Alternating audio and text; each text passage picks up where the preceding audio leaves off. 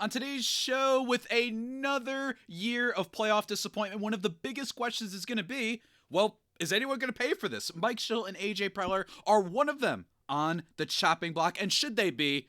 All that, as well as answering some of your other questions and comments. Let's get to it.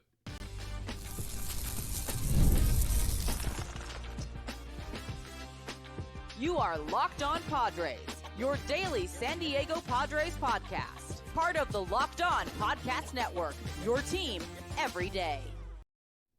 Greetings, ladies and gentlemen, and welcome to another edition of Locked On Padres podcast, which is part of the Locked On Podcast Network, your team every day for Tuesday, October 7th. As always, I'm your host with sometimes the most, Javier Reyes, and you might be familiar with some of my other baseball-related work over at justbaseball.com. But I've been covering the Padres on this pod for nearly 6 years. Pretty incredible stuff. Today's episode, though, is brought to you by Game Time. Download the Game Time app, create an account, and use code LOCKEDONMLB for $20 off your first purchase. On today's show, guys, we are going to be talking about Mike Shildt and AJ Preller, respectively. How we feel about them.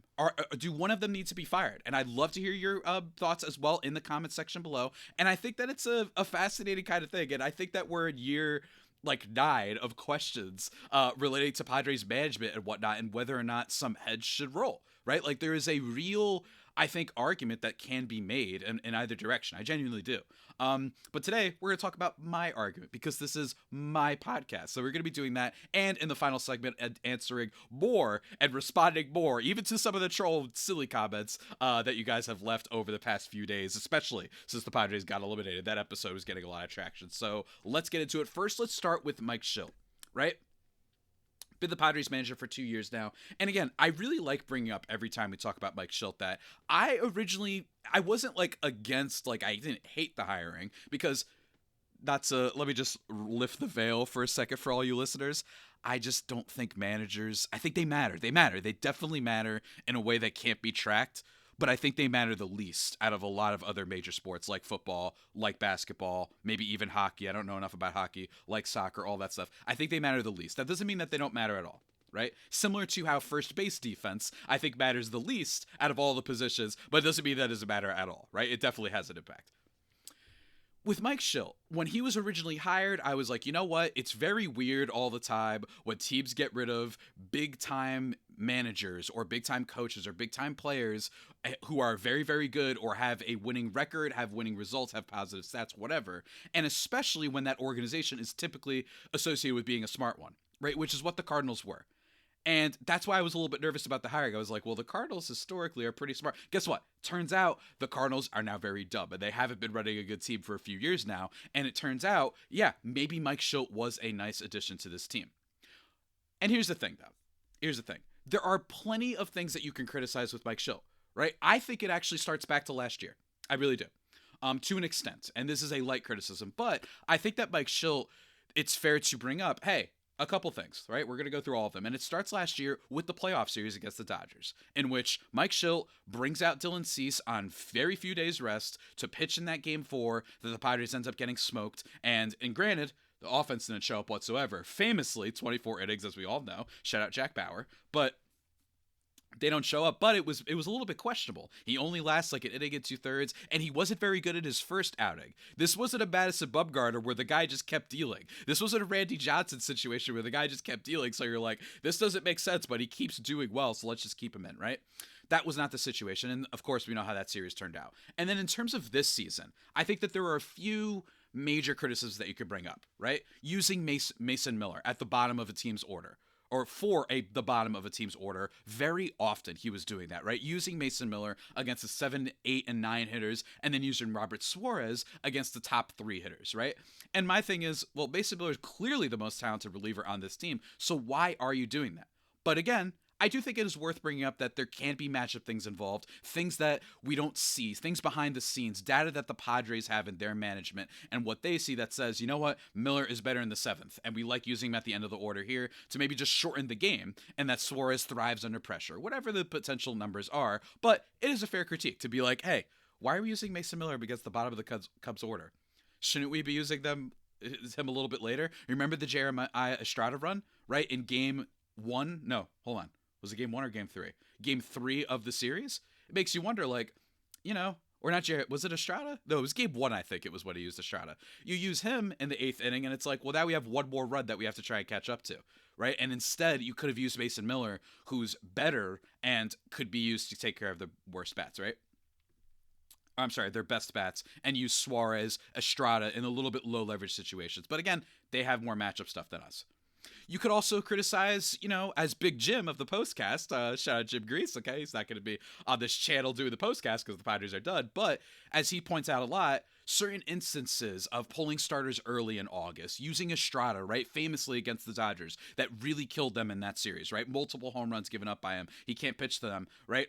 When he's super off, just relying on players overall, I think would be a general theme. That he's super what's the word? He's super loyal to his players, and sometimes loyal to the point where it's like, bro, it's been like 3 months. It's okay to be like, let's mix this up a little bit. This guy's been struggling, right? And number 1, right, that was a general type of theme with him, is being maybe perhaps too loyal to players, not necessarily as a I'll defend them, and not necessarily as a safeguard for media questions and all that. But sometimes I'm like, why is this guy playing all the time? He hasn't been good in a while. Like, why are we doing this? Luis Ariz being my biggest criticism that I had with Shildt all year. Not necessarily that they continue to play him. That's fine. Maybe you're hoping that he regains his 2022 and 2023 forms. But playing him at the second spot in the lineup in the 2-hole, despite mediocre results for the entire season, and in one case, an entire month of like a sub 700, almost 600, 500 OPS, and continuing to slot him in the number 2 spot when we've seen all these things of evidence, right? We see Tatis, his walk rate doubled when runners were in scoring position, which tells you that they were walking him to get to a rise, right? Because they just rather face him instead, right? The fact that he didn't see a lot of pitches. He was like 118 out of 145 qualified hitters in terms of pitches per plate appearance. Right, Jay Cronenworth was actually the batter on the Padres that saw a lot of pitches this year. Although he was really bad in the playoffs too, so I'm not necessarily hyping him up right now. I'm just saying. It was moments like that, right, that made you think, man, Shildt, are we sure he's the guy? Did he potentially cost us the division with some of these things? But overall, I think just as easily as you can criticize, you can just as easily bring some positives. And that is simple. Number 1, he's got 290-win seasons, and in terms of best overall seasons under AJ Preller, in the AJ Preller era, 2014-2015, right? He has the top 2 spots in terms of overall wins, with Bob Melvin's 2022 season being 3rd. And side note, by the way, sometimes I think we shouldn't be slandering Melvin as much as we do. I get that it's funny, and I know that you guys might be thinking, well, the Giants fired him. Maybe it's not all his fault. That team hasn't been able to attract free agents for like 15 years, like back to the Roger Clemens days. And that org has had a lot of major, really poor decisions. Their farm isn't developed as well. So maybe not it's all on him, whatever. Then, second point in favor of Shildt, from everything I've heard, both online and offline, he seems to have a really good connection with the clubhouse. And I think that matters. It seems like this is the first one where I haven't heard any sort of clubhouse things. And even though I disagree with it, and we're going to talk about it on tomorrow's episode, best believe it, with the way they reacted to the umpire stuff, the fact that they were all in sync with each other, the fact that they were all in sync when the Ken Rosenthal thing happened last year in the playoffs, I do think that says he's got a good grip on the clubhouse, and I think that stuff matters as much as it can possibly matter for a manager. So, in my opinion, Mike Shildt, innocent and should not be fired whatsoever. I just don't see it. I don't see the reason to put it all on the manager. And I often find, not always, there's some examples. Bobby Valentine of the Red Sox. There are some examples. Rangers, right? They brought on Bruce Bochy, immediately won the World Series. Most of the time, I think people like to get mad and call for the manager's job as a little bit of a scapegoat thing. Scapegoat for what? Potentially the next guy that we're going to talk about, my main man, AJ Preller. Whether or not it is time to say goodbye to him and more right after this. And this being our friends over at Monarch Money. We love Monarch Money, guys. You know why? Because most people, they can't even name all their financial accounts or even what they're worth, whether it's 401ks, properties, or investments. And when you don't have the full picture, you can end up leaving money on the table. And that's why there is Monarch Money. It's an all-in-one personal finance app and tool that brings your entire financial life together in one clean, easy-to-use interface on your laptop or your phone. It's built for people with busy lives. If you put off organizing your finances, Monarch is for you, right? It's doing all the heavy lifting. All your accounts synced, linked up in minutes. You can see all these different data visuals and charts, smart categorization of your spending, set financial goals, give you ideas and insight into what exactly you are spending, all without ever touching a spreadsheet. Don't let financial opportunities slip through the cracks. Use code LOCKEDONMLB at monarchmoney.com in your browser for half off your first year. That's 50% off, half off your first year at monarchmoney.com with code LOCKEDONMLB. Go check it out.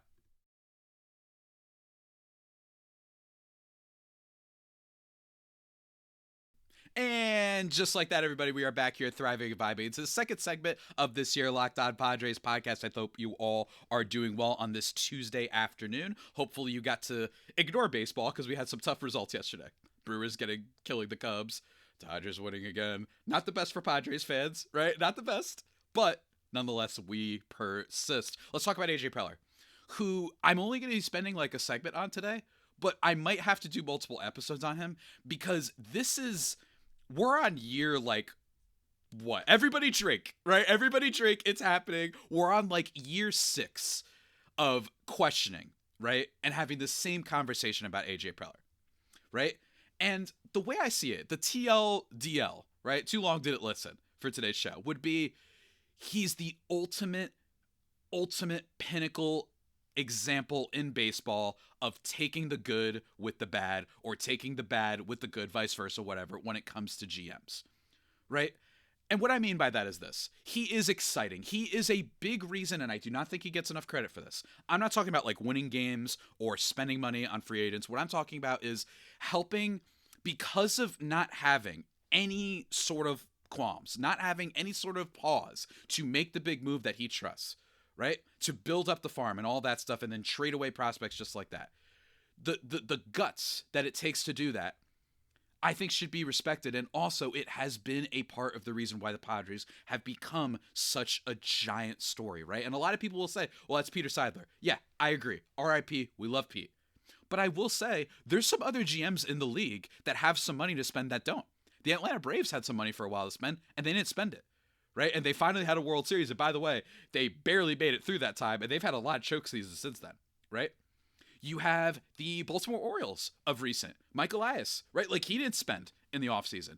It's not always a guarantee that the GM will spend a lot of money just because they can.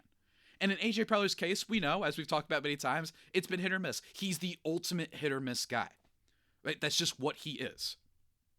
And I think that, just this thing that he's done, though, is made them a conversation. I think all the superstar players, I think the culture and this feeling amongst the fan base, what do we talk about a lot with the Dodgers? The reason I complain about the Dodgers isn't because what they're doing in a vacuum is bad. You should spend. It's great. I want my billionaires spending on stuff that at least is helpful to us or at least enjoyable to us commoners, right? It's great, right? Or at least it's the best we can do because we know they're not going to spend their money to help people. So it's nice if they spend it to be like help people in a real way, a structural, societal way. But we do know that at least they can make our sports teams fun, right? And I think that what you see here is that the Padres, as a result of AJ Preller, all the big moves, all the big signings, having just this feeling among fan bases, right? Unlike the Dodgers, it's not their fault. So many fan bases go into the offseason being like, well, nothing's going to happen here, whatever. I got to hope that our prospect turns into God, right? I got to hope that I get Ellie De La Cruz. I got to hope that I get Fernando Tatis Jr. I got to hope that I get whatever other Bobby Witt Jr. Same thing goes for the deadline. There's just all these fan bases that are totally out of it and don't care. Being engaged is a hard thing to create, and it's very hard in sports, especially when your organization is historically not a relevant one in literally any way outside of 1984 and 1998. And maybe 96. They had some good 90 seasons. But you get my point, right? So Preller deserves a lot of credit for that. And he deserves a lot of credit for the fact that he's such an incredible identifier of talent, right? The negatives, of course, is that, man, you're looking back and you're saying, if we just didn't trade for Juan Soto, who had a good season with the Padres and is one of the best players in baseball, probably a top 5-3 player in Major League Baseball, right? You look at these things and you're like, man, what if we just went out and traded for a decent bat, a Jock Peterson type, and then we just kept our prospects? CJ Abrams would be the shortstop right now with not nearly as much money owed to him that is potentially crippling the payroll, right? Although Xander Bogaerts had a better year, but you get what I'm saying. James Wood in left field. There's your left field thing. You never have to trade for Laureano, right? All these sort of things. The trades that they've done. So much. Giving up all these assets. I had a big problem with giving up Leo DeVries at this year's deadline for Mason Miller. Not because I think Leo DeVries is this superstar. What do I know?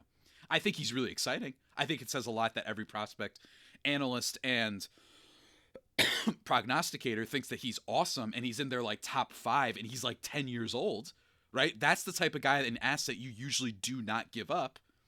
But Preller said, oh, he's a shortstop potentially, so let's give him up and try to make the team better now. And I understand Mason Miller might be used as a starter in the future. I'm just saying, though, getting rid of all these assets, it affects your ability to change your team and adjust things when you don't have the payroll, whether it be because your ownership is cheap or whether it be because, hey, the Padres have spent a lot. They've got $200 million payroll. Maybe cutting back a little bit, that's not the worst thing in the world in terms of their chances. It's actually a little bit normal and maybe even a little bit fair to be like, well, they have spent a lot. It's not that you have to spend the most of the league. You just have to be up there and be spending and trying. You don't want to be the Guardians, right? Made the ALCS and then did nothing in the offseason, right? The only thing they did, in fact, was trade away one of their players, really. You don't want to be that. But you also don't want to be in a situation where because you have such a big payroll, because you've allocated so much money elsewhere, and you've had these big contracts that don't pay out, and you don't have much of a farm, that you can't wiggle. You can't wiggle out of it. There's no flexibility like the Angels. You don't want to be in that situation. But all in all, I come down on the side of not firing AJ Preller. I said a couple years ago, after 2023, that I would be open to it. I didn't say that he needs to be dismissed, but I would be open to it. And the reason why I said I was open to it is something that I'm going to bring up now again, because maybe it makes me a hypocrite for now defending him, right? It makes me inconsistent. But one of the reasons I brought up was the definition of insanity is doing the same thing over and over, expecting different results. The Padres for a few years now have been making all these big moves. And has it amounted to anything? I personally would argue yes, because winning a World Series is hard, especially when you're not a historically rich, dominant, very famous organization like the Dodgers and the Yankees, right? It's very hard to pull this off. Even if you're those teams, frankly. The Dodgers could still very well lose in the next round. And maybe the Phillies come back against them. I doubt it, because the Phillies are low-key losers, by the way. Have we talked about that? The Phillies have lost like 4 or 5 playoff series at home, yet they have this aura of like playoff beasts. Harper deserves it, not the rest of the team. That's a side tangent, though.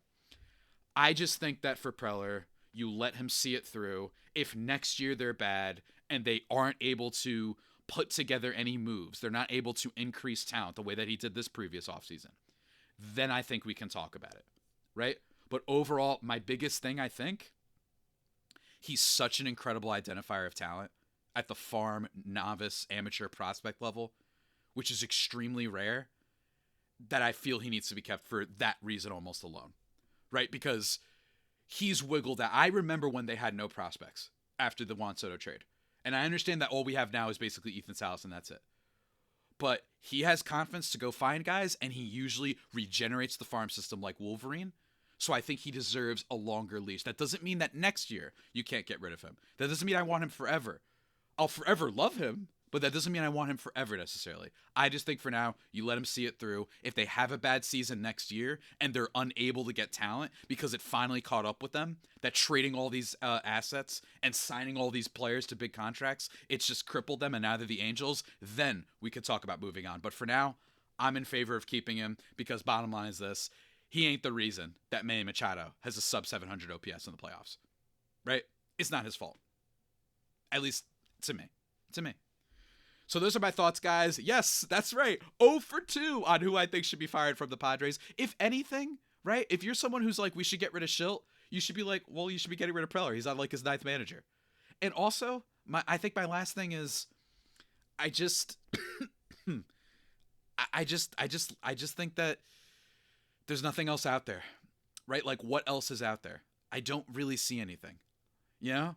I don't see that there's another easy route to go outwards, and I think that you stick with it for now, right? It's just, do we really think that some GM is going to be able to come in and undo everything that Preller's done? This is a lot of years in the making. So to me, I don't see it. I'm not in favor of it. 0 for 2 on who should be removed from the Padres in terms of Mike Shildt and AJ Preller. Hey, if anything, maybe a new hitting coach, right? Maybe that'll help. I wouldn't be against that. But in terms of the top 2 guys, I say keep them, right? And feel free to argue in the comment section below if you disagree and tell me why as well. But folks, before we answer, speaking of comments, we're going to be answering some of your guys' comments that you've left over the past few days. But before we get into that, let me tell you guys really quickly about our friends at Game Time. There's nothing like catching a baseball game live. Energy, the crowd, the chance to see your team in person.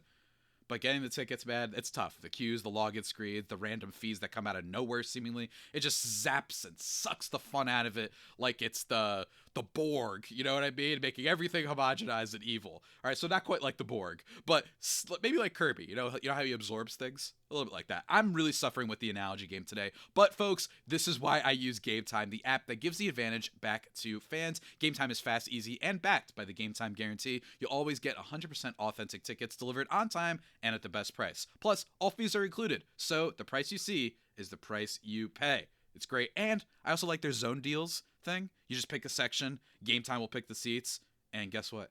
You save money. It's great. So download the Game Time app, create an account, and use code LOCKEDONMLB for $20 off your first purchase. Terms apply. And again, that's promo code LOCKEDONMLB for $20 off. Swipe, tap, ticket, go. Download Game Time today.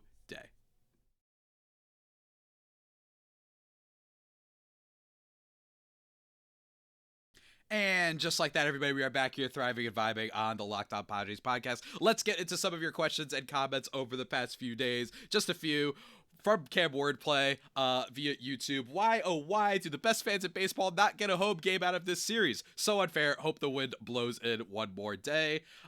Responding, of course, about the Cubs series. Look, best fans in baseball, that might be a little bit of a stretch. I don't really know what constitutes best fans. I only know like what fan bases can be really annoying sometimes. But hey, Padres, they did have top in attendance, right? They were really good in that regard. But man, look, this is just how the wild card is, and you got to win more games. It's as simple as that. Not going to complain about the home field. I just think like, yes, the home field would have been nice for the Padres. I actually really do think that might have been a big decider in the series. I just think that energy of Petco might have been big for them. But bottom line, they didn't win enough games. They should have won more in August against bad teams. And this was a Padres team that didn't do well this year against teams above 500. So you would think, oh, great, this is going to be a great month for them. And instead, they're off getting swept by the Orioles. They're off playing horrifically against the Mariners. I think they got swept by the Twins, or maybe they won one game. Stuff like that, right? Maybe if you win enough games, you get home field, or maybe you win the division. But hey, it happens, man. It friggin' happens. Another comment at James B5R says, should have been a bullpen game. You, Darvish, too unpredictable, and you have the best bullpen in baseball. Use it in a winner-takes-all game. Again, I don't know what you want them to do, what you want Mike Shildt to do. They couldn't do a bullpen game. They couldn't. And maybe you want to go back and say, hey, Dylan Cease was looking great. Maybe they should have kept him out longer. That way they didn't have to use your Mason Millers, your AJ Morejons, your Robert Suarez as much as they did. But we all know, and I'm not going to blame Shildt for this, what did Cease always do this year? He got absolutely imploded every time he reached the fourth inning. Every time. Right? Like he was known for this, and then he gives up a double, and Shildt said, okay, that's enough for now. We just can't risk it right now, especially in a series where we might go home tonight. Right? So I'm not going to blame them. I will say, though, should Darvish have gotten the start? That is still a big question that we have not gotten an answer to. As far as I've seen, I have been a little bit offline lately, not going to lie. I've just been reading Athletic and, your basic people that cover the Padres. That's basically it. And the news. I will say, though, still a question as to why Michael King was only used for one inning. And by proxy, by association, why is it that he didn't get the start? What was going on there? I do not know. I don't know. And Michael King, man. Michael King, I don't know what that was. I really don't. Another comment, though. At Neil before Zod 2160, which is hilarious. As a non-Padres fan, I think Merrill should be the leader of that club. Just listening to him being interviewed makes me think he's a leader. It's actually, I just want to touch on this for a second. Just give some praise for Jackson Merrill.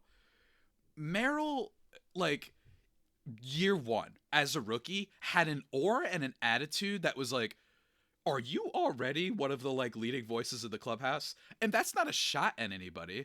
But there's something about him that I think he immediately earned the respect, and he cares so much that I think that they really like. You know what I mean? I think that while I didn't agree with his shot at Juan Soto, I think that the clubhouse probably loved that he was taking shots potentially at Juan Soto, right? For those who don't remember, after he signed his contract extension, they had the press conference about it, and he said, some of these guys that, they hold out and they leave, they leave to other teams and ask for $700 million, and they want all the money going to them, blah, blah, blah, blah, blah. I disagree with the comment, because my thing is like, guys, not to go all, political about it, but it's like, never root against your employees and your fellow cohorts getting less money, right? Especially when we're talking about billionaires here. And I think that in general, we should not have people from Merrill's background. It doesn't look great when you're from Merrill's background, like just a much better off suburban kid versus Juan Soto, who grew up in like not the best places in the Dominican, right? Like, just, I'm not going to criticize people choosing the money, right, when they come from those situations and whatnot. And I love that Merrill said, hey, I'm good. I still got paid, and I'm down to cash in now because I love it here as a Padre. That's great. But Merrill, man, when it comes to that energy, he really has it. And also showed up in the postseason. Showed up in the postseason last year, too. He's been very good, and he looks so awesome at the end of the year that I have almost... He's going to be one of the things I'm the most bullish on for the Padres next year. I think he could be like a 6-win player, considering the sophomore slump and all the injuries. The fact that he was still a 3-win player, despite all of that, is incredible. Like, I think he's going to be awesome next year. I can't wait to see what happens from Merrill. We got another troll comment that said, at TCHUY03, Merrill should go to a better team. And I'm like, okay.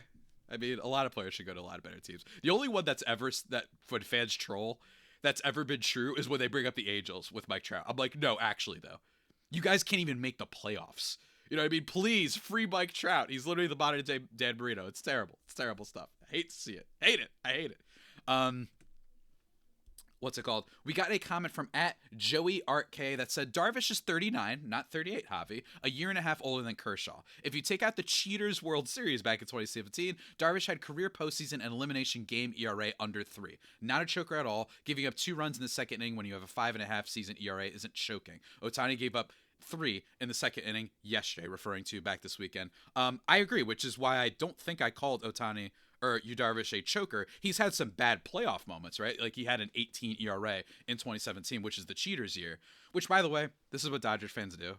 Like, they like to act like, oh yeah, that's the only reason we have a championship. The only reason you guys didn't have a championship because you choked like dogs every year before that year and every year after that until you spent $1.5 billion to get Yamamoto and Teoscar and Glasnow and then and Ohtani, right? Like, congrats on not choking after that. Not to mention they also got Freddie Freeman, Mookie Betts. Like, I'm just saying, they choked like dogs, so it's just weird that they love singling out that one. Not to be hating, but I am hating. And also, yeah, I mean, Darvish didn't exactly choke. He's been really good for the team in the postseason. That's another thing I brought up, that this might just be a simple thing of he's 39, and I guess I said 38 as in his age 38 season was this year, mostly.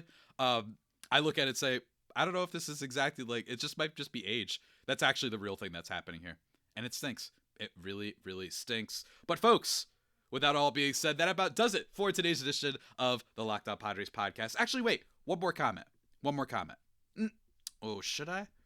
Nah, we got more. We got more to save for tomorrow's show. And speaking of tomorrow's show, let me just tell you, tomorrow I'm going to do a little bit hating on the Padres. They deserve some hate. I want to talk about not just the Michael King question. We're going to pose that to you, the audience, as well, but also I want to talk about all the stuff that happened with the umpires and the team waiting for them. I alluded to that earlier. I want to talk about Nestor Cortez's response. I want to talk about Manny Machado's response to our guy, Jake Arrieta of CBS 8 Sports. Going to talk about that, my thoughts on all of that, and my thoughts on like what it says about the Padres culture and this attitude that the team may have in some of its players for tomorrow's episode, and continue to answer some of your questions and comments that we've gotten from over the weekend and whatnot. So look forward to that, guys. And also going to be doing some player reviews this week, starting with Fernando Tatis Jr., potentially Manny Machado, Michael King, Nick Pivetta, all those guys. It's going to be a lot of fun. But until that next time, stay safe and, of course, stay faithful. My Friday faithful homies, take care.